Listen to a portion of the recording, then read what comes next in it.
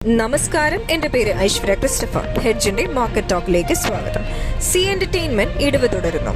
C entertainment management കൂടുതൽ പ്രശ്നങ്ങൾ നേരിടുന്നു. വാൾട്ട് ഡിസ്നിയുടെ ഉടമസ്ഥതയിലുള്ള സ്റ്റാർ ഇന്ത്യ ക്രിക്കറ്റ് സംരക്ഷണത്തിനു വേണ്ടി ഇരു കമ്പനികളും തമ്മിലുണ്ടാക്കിയ $140 കോടി കരാർ വ്യവസ്ഥകൾ പാലിക്കാത്തതുമൂലം ആർബിട്രേഷൻ നടപടികൾ സ്വീകരിച്ചു. ഇതുമൂലം സി എന്റർടൈൻമെന്റ് ഓഹരി വില ഇന്ന് 52 ആഴ്ചത്തെ താഴ്ന്ന വിലയിലേക്ക് ഇടിഞ്ഞു. ഇന്ന് 141 രൂപയാണ് രേഖപ്പെടുത്തിയ താഴ്ന്ന വില.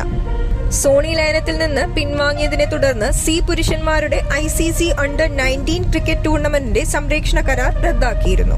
കോർപ്പറേറ്റ് തലത്തിലെ തുടർച്ചയായ പ്രശ്നങ്ങൾ ഓഹരി വിലയെ പ്രതികൂലമായി ബാധിക്കുകയാണ് ചെയ്തത്. നിഫ്റ്റി 22,000 തൊട്ടരികെ.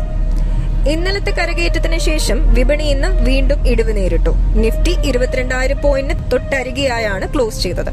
സെൻസെക്സ് 453 പോയിന്റ് ഇടിഞ്ഞ് 73,643-ലും നിഫ്റ്റി 123 പോയിന്റ് നഷ്ടത്തോടെ 22,023-ലുമാണ് ക്ലോസ് ചെയ്തത്. 1,557 ഓഹരികൾ നേട്ടം രേഖപ്പെടുത്തിയപ്പോൾ 2,112 ഓഹരികളുടെ വില ഇടിഞ്ഞു. 107 ഓഹരികളുടെ വിലയിൽ മാറ്റമില്ല. UPL, Bharti Airtel, HDFC life, Bajaj Finserv, Bajaj finance, Adani ports എന്നിവയാണ് ഇന്ന് ഏറ്റവും ഉയർന്ന നേട്ടം രേഖപ്പെടുത്തിയ നിഫ്റ്റി ഓഹരികൾ.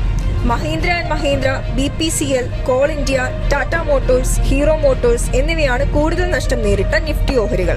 നിഫ്റ്റി ഓയിൽ ആൻഡ് ഗ്യാസ് സൂചിക 2%, ഫാർമ, ഓട്ടോ സൂചികകൾ 1% വീതം നഷ്ടം നേരിട്ടു. BSE മിഡ് ക്യാപ് സൂചിക 0.51% ഇടിഞ്ഞപ്പോൾ സ്മോൾ ക്യാപ് സൂചിക 0.25% നേട്ടത്തോടെ ക്ലോസ് ചെയ്തു.